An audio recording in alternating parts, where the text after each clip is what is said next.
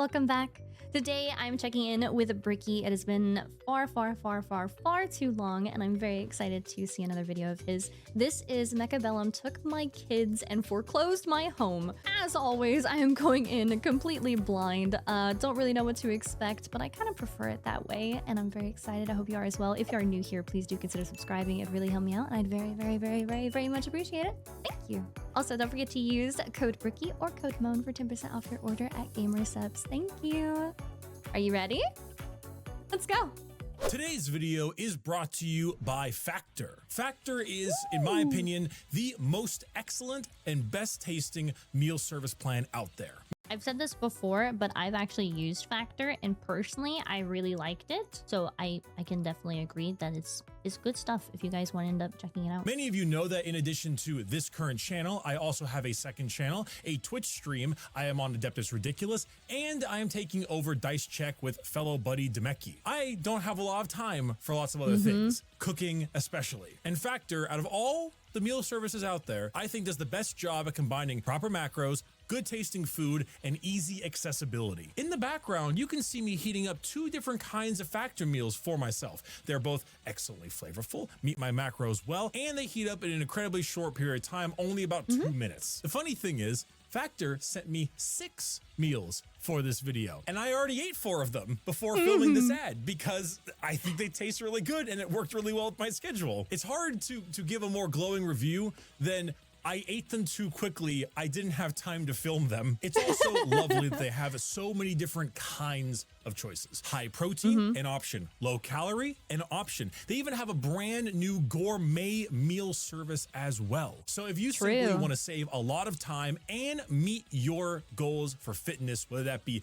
bulking, cutting, or just maintaining really well, I think Factor has an option for you. And I would highly recommend you go down in the description, click the link to factor75.com and use code Bricky50 for 50% off your first order. Again, that's the description. Factor 75, code Bricky50 for 50% off your first order. Thank you so much, Factor, for sponsoring this video. And let's talk about Big Mech. Ooh. Hello, everybody. My name is Bricky, currently watching my heart sink as one squad of Mustangs eliminates my entire Air Force. If you're curious about the shirt, by the way, I'll let you know more about it at the end of the video. For the most part, I skipped the auto battler craze. I didn't play Dota's auto chess, I didn't play TFT, and I hadn't touched any game that could be technically considered as an auto battler. But I did play a game that had a custom game you could call an auto battler. StarCraft 2, in particular, Wings of Liberty, had a custom map and mode called Direct Strike. Oh Lord, forgiveness upon my soul. Did I play an insane amount of Direct Strike. It was one of the main games I played after finishing a closing Dairy Queen shift and showering off the caked on grease and cream from my face and jorts. Oh yeah, when I worked at Dairy Queen, we didn't have to do the flip thing. It was like optional, and I never did. Those of you who work at a Dairy Queen right now, how in the world do you make a banana split blizzard and it not all come out? I have to know your secret because I could never get that to work. 4 goddamn ingredients. Now, I won't lie. I didn't really know what auto chess or auto battlers really were. If you told me that they were like Direct Strike when they came out, I actually probably would have played it. But the neurons in my brain just weren't firing properly. Guys, I feel like this is me. I feel like this one single lonely little guy. I actually probably would have played it. But the neurons this in is my me brain trying to just read. weren't. This is me trying to read. This is me trying to remember anything past like 30 seconds ago. Like just spinning aimlessly, not really getting anything done. The community brain cell. It is, dude. Firing properly and didn't put 2 and 2 together. Too much Dairy Queen grease. For those who don't know, auto battlers or auto chess, 2 names, same thing. It's a form of strategy game that relies heavily on strategic thinking and counterplay. And by heavily, I mean entirely. A real-time strategy game centers a lot of its initial learning curve on like mechanical skill. Your actions per minute, your unit micro, your speed with production and hotkeys, all that stuff. Some games put a lot of emphasis on this, like StarCraft, for example, and some put a little less, like Command and Conquer. Don't get me wrong, they're all micro-intensive, but you know, it varies. Auto battlers don't have any form of mechanical skill whatsoever. The map is blank with deployment zones for both players. Units are deployed in areas and locations on your side and then slowly advance towards the enemy at, well, I guess various speeds and directions. They then will fight each other without any input from you as a player, and what enemies they target, what directions they go, it's all up to predetermined paths and how the AI is directed. The skill of the game comes entirely from how you place your units, choose your units, and upgrade your army. And that is where Mechabellum has taken over my life. Not just my life, actually, but the life of my family and friends. People don't talk to me anymore. I'm not invited to parties. They invite a blank cardboard cutout of me with Mechabellum's box art taped to the face. My family wrote me out of the will and Mechabellum into it. I had a dog, but he ran away after I upgraded him with mechanical rage and replaced his fangs with the game's equivalent. Mechabellum took my kids and foreclosed my home. I can't stop playing. I just can't. We are getting two extremely addicting strategy games, one after the other. The beauty that this game has is that it's such a simple concept, yet it has me creaming my jorts with the level of strategy. Every time you think you're getting a handle on the game, it gives you a brand new way to get good at it. So to illustrate my examples, you need to understand how the game works. Like I said before, you place units in a deployment zone that consists of 2 towers. At the start, you select one of 4 specialists to pick from, and each specialist has a different starting health, starting units, and ability. The health you will get is tied to the specialist you choose, but the units you start with are mostly random. For example, you might start with Speed Specialist, where your whole army gets +3 movement speed. Start with something like 3,900 health or so, and get Steel Balls and Fangs for your initial units. Now, when you have a unit you got this round, you can move them to wherever you want them to be. Perhaps Steel Ball in the middle, Fangs in the back. How about some spooky tunneling crawlers in the front or Mustangs on the side? So long as it's the same round, you can place them anywhere. But the moment that round starts, they are locked in and for the most part can't be moved for the entire rest of the game, barring some exceptions. Once you start the round, your opponent's decisions are revealed to you and you advance towards each other heads high and mechanical feet pounding, ready to murder each other in a nice straight line like the founding fathers intended. The loser is the one who has all of their units destroyed and will take damage equal to however many units the winner has left. So if the victory was the tiniest silver scrapes, then the loser will only take a teeny little bit of damage. If it was a catastrophic loss though, I mean, that's a lot of damage. Then the next round starts and 2 things happen. Firstly, you get to recruit more friends, if you want to, that is. 4 specialist cards will arrive and you and your opponent get the exact same cards every round. Some are free, some cost supply, and some cost lots of supply. And they can give you things like game-long benefits or major support powers. Now, supply is the big number on the bottom right that basically equates to how much money you have. Each new round has you getting an ever-increasingly larger amount of supply, and you can spend it on all sorts of things. New units, for example, can be researched to allow for future purchases, but you can only ever purchase 2 units around. So you can't save up a ton of money and spam 16 squads of crawlers to burrow into your opponent's butthole, despite the temptation. You can ruined all of my plans. What do you mean? You know, honestly, I think games are just too strict these days. I said it, I mean it. Spend it on those specialists I mentioned prior, or perhaps some upgrades on your current units. See, each unit has 4 total upgrades you can choose from, and some of these are staggeringly powerful, but often fetch a high price. A popular one for crawlers is Replicate, which allows enemies destroyed by crawlers to create even more crawlers. Or how about and its ability to summon 4 wasps, a lower level unit, but every single 28 seconds into the round. Or if you aren't feeling too saucy with upgrades, why not level them up? Units can gain veteran status by killing large amounts of the enemy and gaining experience. They gain enough, they can be leveled up, which is always half the cost of summoning the unit in the first place. Leveling up will increase their health and damage by their base amount multiplied by their level. So if a crawler, say, did 50 damage and it has 100 health, becoming level 2 would give it 100 damage and 200 health. And what he was talking about, sorry to interrupt, when all is said and done, the damage dealt to the enemy is based off of how many surviving like people you have. So if you have people who are spawning in new people as the round continues or converting people in, that's only gonna equate to more damage to the opponent. That's kind of dirty. With level 3 being 150 damage and 300 health, which if you are someone who is good at understanding this kind of math, like I have become, learning about modifiers to hit in Warhammer, Eldar, this shows that going from level 1 to level 2 is the largest increase in power, literally doubling its power. From there, you get somewhat diminishing returns, but those are still returns. And some units at high levels can become such a problem to deal with, it makes it always worth the upgrades. Lastly, you have your tower upgrades, and these are split into two options. You have the tower of permanent upgrades and the tower of single round upgrades. The single round based upgrades last for, well, that round. 1 round.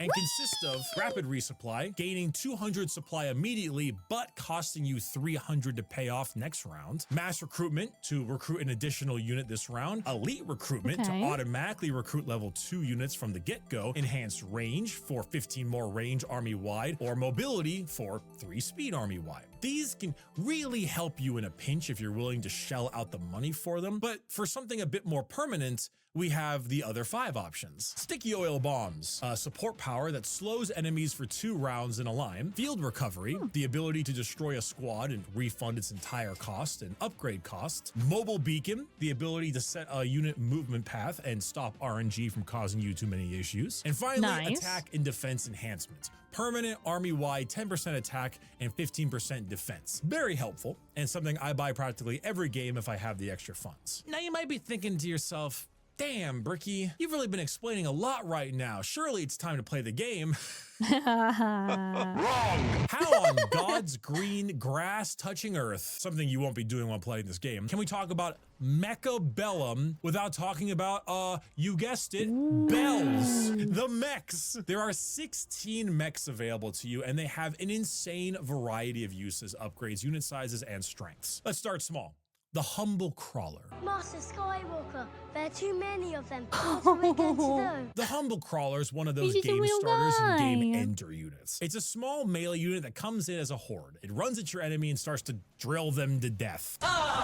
The thing that makes crawlers so good is that they're fast and surprisingly high damaging when they get in close, despite being so cheap. It also makes them crazy powerful when you upgrade them. Why not give them mechanical rage for faster movement and attack speed, subterranean assault to tunnel out of danger, or the best one, like I said, replicate. Turn dead things into more crawlers and watch as the enemy's force drills them back. Yep.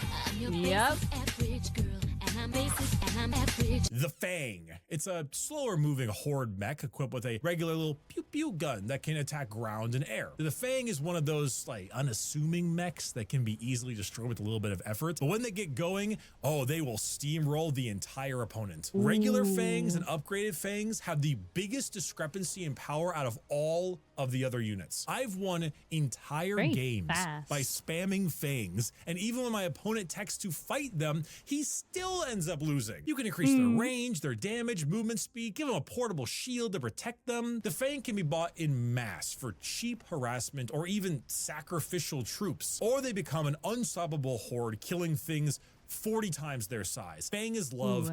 Fang is life. It's all ogre now. The only time they're not being needlessly aggressive towards people, it's when they're off pissing, shitting, and vomiting all over their surroundings. The Wasp. Much like real-life wasps, they serve no purpose and they're dickheads. That's not really true. Wasps are basically airborne fangs. Aircraft that are small, squishy, come in large squads that can attack air and ground. What really helps them out is the fact that they have every single upgrade imaginable. Give them energy shields, let them move between rounds, extra range, splash damage, ground specialization, air specialization, flaming shots, electromagnetic shots. I need a fucking shot. The Wasp can be tooled out for anything, so long as whatever whatever it's fighting can't deal with the airborne horde very well. He's going to destroy the Earth for the funny. Mustang, destroyer of galaxies. Speaking of destroying airborne horde, well, you guys remember in Command & Conquer 3, there was that GDI unit they added, the slingshot? Slingshot, eyes on the sky. Won't be flying for long. See you next Tuesday. Well, imagine like 20 of those guys. Unlike in Kane's Wrath, the Mustang can fire at air and ground. And it's basically just an uncompromising amount of firepower directed at your soiled jorts. I have yet to find that many problems, specifically air problems, that aren't solved with enough Mustangs. Hordes get shredded under them, air gets shot down, and the only thing they can't seem to take out is armor. But even that's not really the case. It's specifically big, chunky armor, as long as it has an armor upgrade or something. Other than that, the Stangs are stallions. Give them increased range, give them increased damage, give them increased range and damage, specifically against air. And if that isn't enough, you can even have them shoot down missiles your opponent tries to use against you. Mustangs are insane. And I actually truly wonder if they're going to be nerfed because, wow. Enough heat can be produced to literally burn a hole through balls. Try this at home. It smells like balls. Ball boys! So there are your horde options. But what if you want something a bit more specific? Something with a bit more chunk to it. How about the steel ball? The steel balls are actually not a crazy melee unit like they might appear, even though there is an upgrade that makes them explode into tiny little crawlers when they die.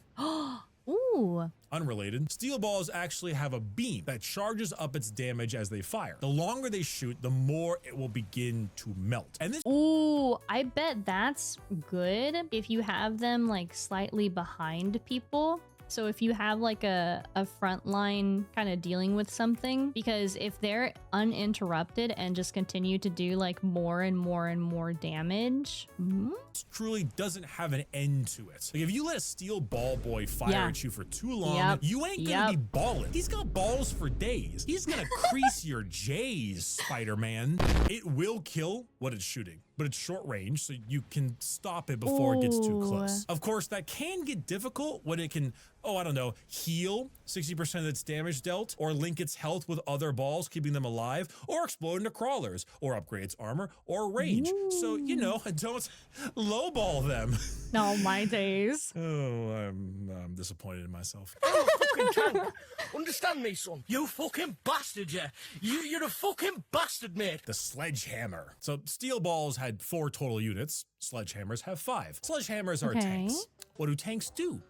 Exactly what you think they're gonna do, dummy. I can't believe I have to say this. God damn you, just get your ass over here. Sledgehammers have longer range than balls, but fire in a more, well, tank-like nature. They're extremely consistent, and I honestly think are heavily underrated. Their damage is solid, not exclusively anti-tank and not exclusively anti-horde, but it does have a little AoE blast, so it's good at both. It's a bit tanky, but not insanely tanky. It's just a really consistent tank, good at almost everything, so long as it's ground and not. But can they tank? Like, does it actually like tank some shots? You're saying it's tanky, but is it like, can it tank some shots? Air, and really good at being suited to whatever you want it to be suited for. Armor piercing ammo, more range, faster fire rate. Sure, make the tank slap. Linked health sharing, health regen, armor scaling with level. Sure, make the tanks impossible to kill. A real connoisseur of tanks will appreciate the sledgehammer, much like a man appreciates like a revolver. It's not overly fancy. It's arguably not always the best tool for the job, but it's good, reliable, and simple. Which one of these birds sounds the most badass? The storm color.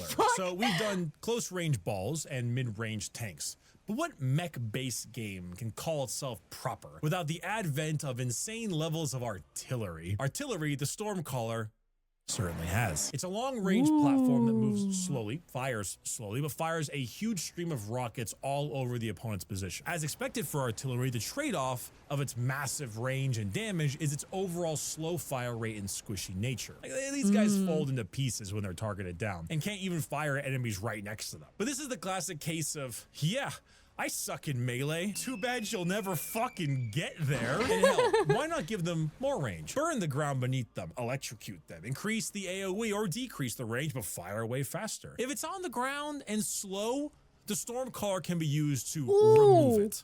I'm yellow. I'm red. I'm a bird. I don't really know how to make a bird noise. For the last of the multi-unit mechs, we have the airborne Phoenix. Now, Phoenixes are a lot like snipers, but in the air. They shoot air and ground, come in pairs, and while firing slowly, can insta-kill most smaller level mechs with one shot. And like a phoenix from the ashes, when one dies, you can upgrade them with the ability to recover their cockpit and rebuild it back to life. Phoenixes are a unit that I have on multiple occasions been destroyed by, but never quite found out how to make them work. Like sometimes Phoenix spam has absolutely rolled me over, and other times I just built Mustangs and laughed as I rolled them over. Considering that much like wasps, they have every single upgrade under the sun, it really depends just how they're tooled up and what you want to support them with. We now move into single unit mechs, starting with the tried and true Arclight. The Arclight is an interesting archetype because it's a slow, medium range mech that fires a large AoE blast that is particularly nasty against hordes. One of these things can turn a whole squad of fangs or crawlers into just wasted supplies and storage. Much like many of the other mechs, it has a boatload of upgrades, but they're all just relatively simple. More range? Check. More damage? Check. Armor? Check. The fanciest one is the ability for it to shoot at aircraft, which can give it a great niche at killing annoying wasps in your face. But for now, basically, if your opponent is spamming you, you bring the Arclight. You know, it's cheap, it's effective, and it's got a cool big nose. Professionals have standards, have a plan to kill everyone you meet. The biggest skill check in this game is how to deal with the proper uses of marksmen. They are bringers of salt in all kinds of ways. They work in the salt mines. They built the salty spittoon. They are a single unit, extremely high damage and long range sniper. Thing is, dealing with a sniper in this game is extremely simple. It shoots slow and at one target at a time. So just spam chaff. But then they kill your chaff with Arclights, for example, or aggro is pulled, and the next thing you know, a single marksman is shooting down everybody you love. It one-shots Phoenixes, Arclights, other marksmen, steel balls, sledgehammer tanks, and so on. Its single shot will put hurt on everything, and it can go even farther. Electromagnetic shots, double shots to make sure it really dies, more range if you need that somehow. Or the most fun one, the shooting squad, spawning 5 fangs instantly at the start of a round. A nice bit of chaff to stop enemies from getting to you too quickly. Marksmen are beasts, a little bit of fodder. and when played right, a bad player just won't be able to get through to them at all. Skill issue. You see that wall? Yes. Yeah. I'm gonna run. Oh, and then when I run through that wall, you know what I'm gonna do? What are you gonna do? I'm gonna run through the other wall. Wow. Remember when Paul Giamatti played the Rhino in The Amazing Spider-Man 2? I try not to remember that the best I can. Yes! The Rhino is the exact opposite of the Marksman, and is when we start getting into some wackier options. It's a dedicated melee bot that runs at you with big saw hands and beats your ass. I mean, surely what's there not to love? You might think I'm being hyperbolic or I'm underselling this boy, but I'm really not. He's chunky and a force to be reckoned with. His damage overall is just really outstanding. It's just a matter of getting him into combat. He can get health regen or wreckage recycling, allowing him to heal for the enemy's HP he kills. He can self-destruct, and he has a special coating to make it so he has reduced damage and immunity to effects. And he can even Beyblade. I've ran Rhino rushes, and let's just say if you are unprepared for him, he will just chop you up. Sorry, noob. You've just been hacked. And I am currently stationed at my secret hideout in Kyoto, Tokyo. Before we enter the realm of the big boys, we enter the... Oh, dude, this looks like the little guys from Doc Ock, because they got like the little grabby hands and everything. That's cool. Realm of the weirdest mech of them all. The Hacker. The Hacker is part noob trap, part powerhouse. It's a funky tripod that slowly fills up the enemy mech's health bar, and when it's full, will turn it to your side. The problem is that the Hacker is single target and relatively squishy. And by relatively, I mean made of fucking paper. So if you want to keep it alive long enough to send things your way, it needs to be protected and given time. Like the Rhino, its upgrades are wacky. Range and electro attacks are one of it, but it can also give itself a giant barrier to protect itself and others. It can transfer its hacking ability to be multi-targeted. This makes it worse in terms of speed and range, but 5 beams at one time make for really nasty control abilities against the right targets. Or fully regen whatever you hack's health bar. I mean, it's pretty disgusting on giants. I mean, oh shit, speaking of giants. Vulcan lives. For our final classification, we have giant units. Giant units are giant. I'm sure you're shocked to hear that. They cost a lot of recruitment, but are normally powerhouses in their respective fields. The Vulcan is your dedicated anti-horde giant because it has a flamethrower that would make any salamander peak with envy. Because once it's there, hot promethium is spewed at any and all kinds of horde units like fangs, crawlers. Dude, honestly, me trying to deal with the ants getting into my house. me trying to deal with anything getting into my house. I'm gonna be honest with you. And all kinds of horde units like fangs, crawlers, and so on. They will just melt beneath your firestorm. You'll find that most giant bots have the issue of being focused down, so you can upgrade them in various ways to help with that, or just make them more murderous, like igniting the targets for damage over time, launching incendiary bombs across the map, give it more damage, give it more range, give it more armor, or just launch sticky oil bombs to slow down the enemies. So they spend more time in your destructive flame. You even got your best buddy. Summon a little marksman. You're my friend now. Cute.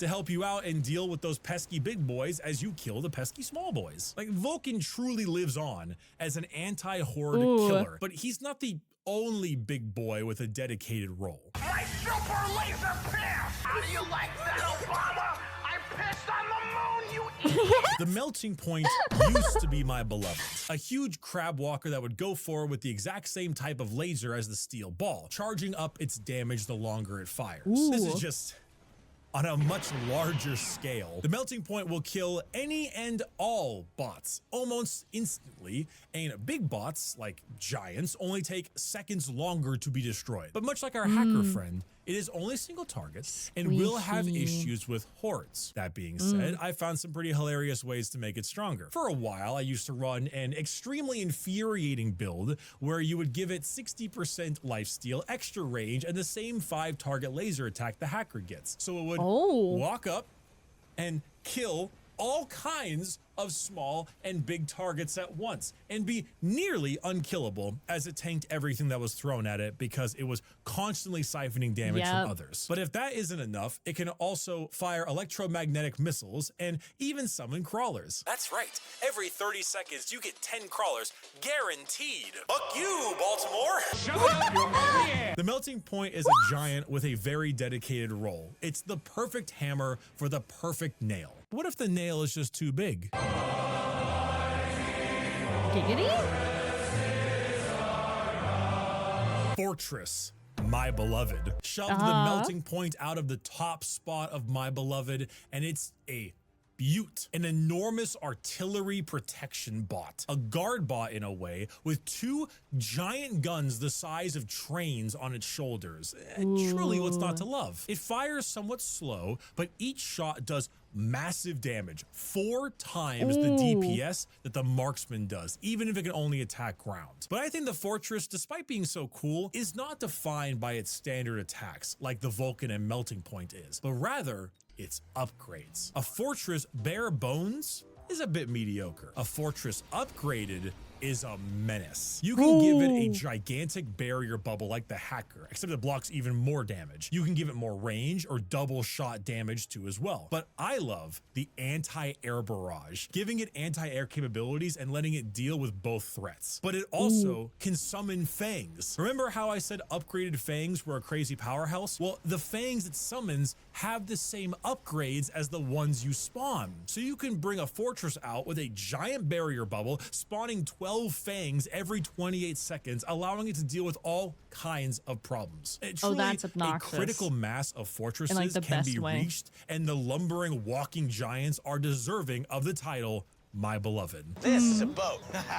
Ahoy, ahoy! A couple of fellow yachters saw your flyer at the boat store. Boat time. Boat boys. Ignore the thing over there that says Overlord. I don't know what that is. It's is the final unit to discuss, and it is a flying giant. While much squishier than our other giants, Bolt makes up for its sheer damage output. It puts out a high volume of splash damage DPS at medium or long ranges and can attack both air and ground. Is one of those jack-of-all-trade units that's just pretty solid at everything you throw it at. The damage, it's consistent. It's got good splash, so anti-horde, and it's high damage, so it's good at the rest. Though, much like the Fortress, its upgrades make it. It can summon those 4 wasps I mentioned earlier. It can also relocate with the jump drive. You can give it more range, higher AoE, health regen, or even a huge ground cannon to do tons of single target damage to ground units. It's not always the solution to your problem, but it might be the solution to all your problems. Boat Gang is fun and flexible, much like your mother last night.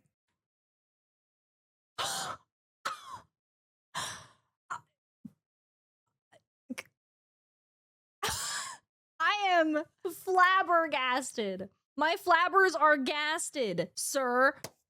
Wow, that was a lot of mechs. Jeez. God damn, that was a lot. Oh, it's so warm in here. I'm sweating. So the obvious question to ask now is how they work against one another. And well, you kind of half know the answer since you know what each mech does. But in practice, the game of rock, paper, scissors mech is a bit more nuanced. Because, of course, various mechs fetch various prices. And you don't have access to them all at one time. They need to be trained first, then bought, and training can get pretty expensive. Is it truly a good idea to spend 200 supply training a giant bot when it could so be easily taken down by a steel ball or melting point? Like, your opponent has gone into crawler spam. Okay, they are filling the entire map with just these little gribblies. What do? Well, Arclight is your initial idea. It's cheap and effective. It's got great anti-horde, but they've fitted the area with marksmans as well, so it could just get one shot. And I suppose you could bring a Vulcan, but that has the same problem. The answer is also possibly Mustangs, but they're so good I try to go away from that. So your enemy is spamming wasps.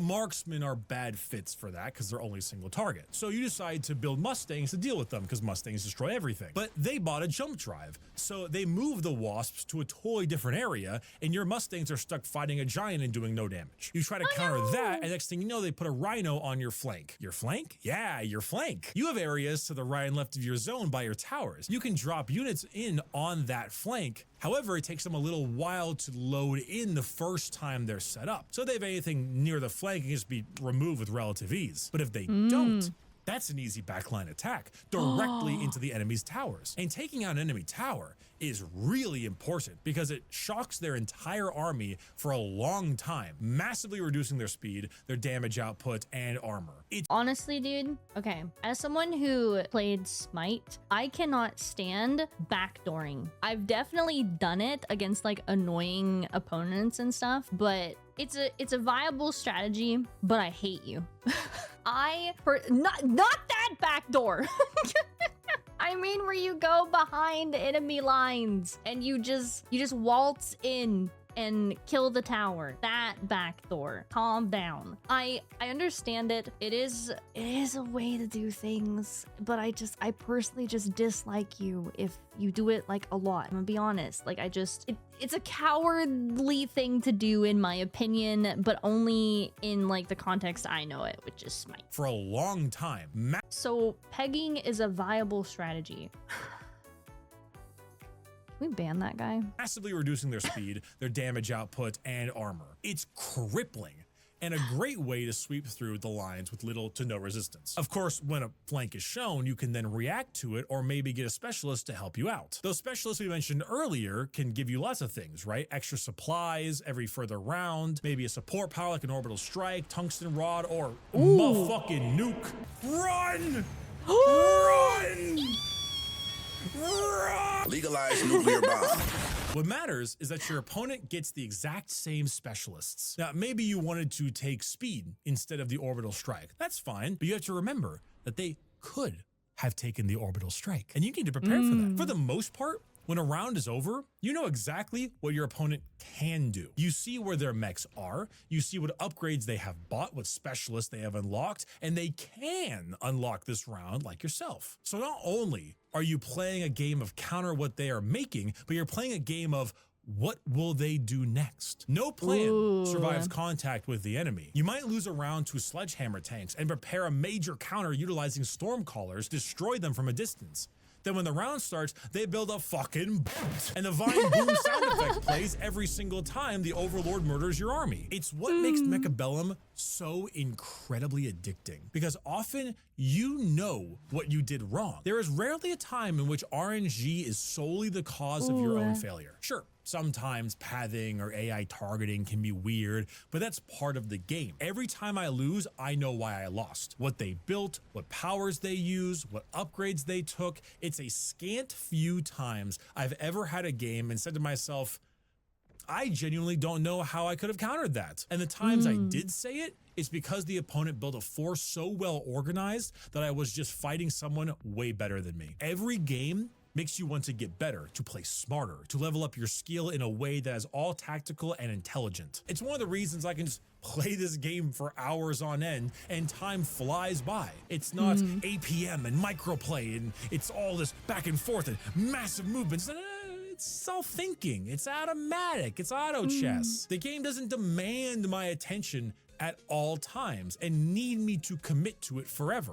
This also makes me think of like how I talk about games that are the same thing but different, right? So like the bones are always the same, and this is what I prefer, where like the game is the same every single time that you play, but everything within it can be slightly different. That's like a comfort to me, because I go in, I know what, like roughly what's about to happen, and then all this like planning and everything else, that's probably a little bit beyond me, but just the bones, everything being the same, but then at the same time, you never play the exact same game twice. I like that. Isn't that just called replayability? I don't think so, unless I'm wrong, and you can tell me if I'm wrong.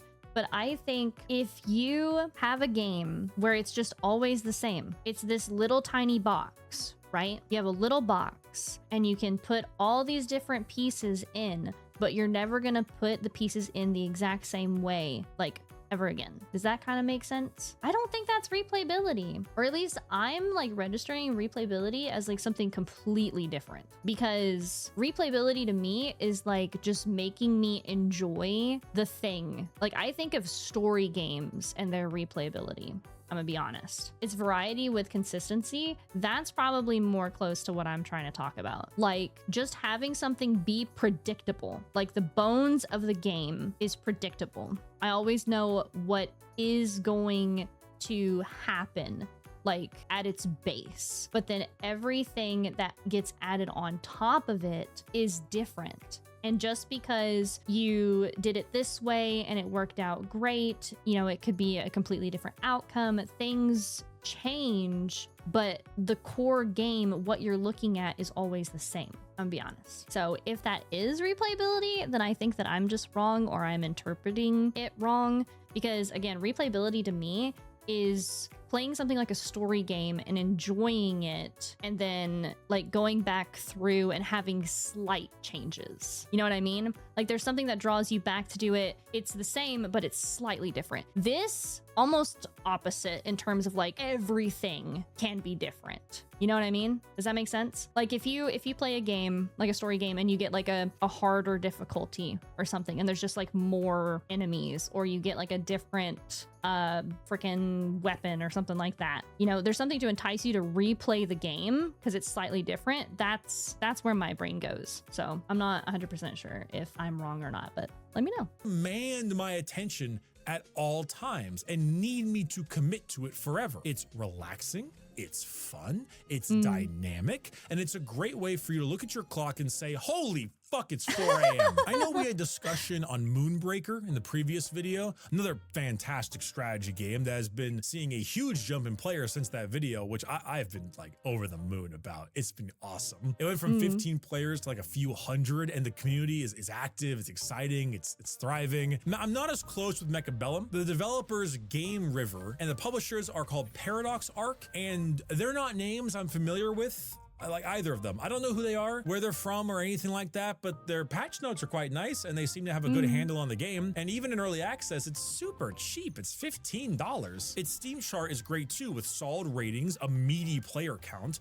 and much like Moonbreaker, it doesn't need an astronomical player count for you to constantly get games. My nitpicks at the moment really come down to just some design decisions and the health. Like the UI for the game is pretty shit, honestly, at least in terms of the main menus. It's really thin and crappy, which might be changed in full release. But the other change I would like is that the health is just really low right now. They recently had a patch where the certain starter specialists had their health dropped, and the drop basically makes it feel like you go a round or two less per game than before. Now, each game normally takes around like 15 to 20 minutes, but now I think they just end way too fast. Since taking damage is dependent on the amount of mechs your opponent has alive at the end of a round, one good stomp, either because of a strong counter or utilizing support powers, might outright kill you way sooner than you'd expect. It feels too punishing. Not only do I think this should be reversed, but I think health should be gained from the last time. Nobody should have under 4,000 health at all, and I think that makes for more dynamic games with more options in player skill. Oh, and a progression system. You like level up your little thing, but that's really it. I'd like some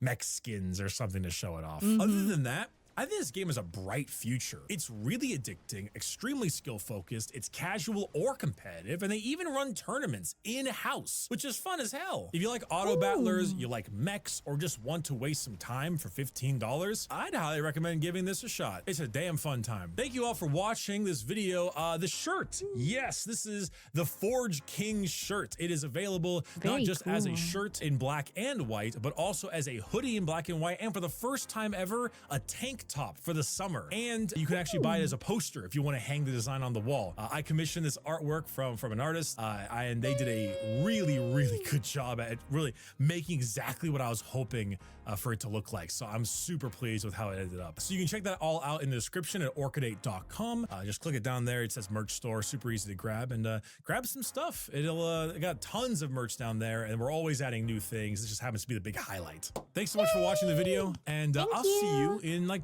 a week or two? No, I won't. I will see you for a couple streams on the main channel playing Mechabellum. Bye-bye. Come on. Obviously, you're a skater. Okay, all right. I was not sure what I was gonna get into, and honestly, there was a tiny bit of information overload just trying to keep up with everything. But honestly, as I was trying to say, the bones of the game being kind of always consistent, and then everything else being just piled on and very like interchangeable, and you can do anything and you have to adapt on the fly and like do all this stuff.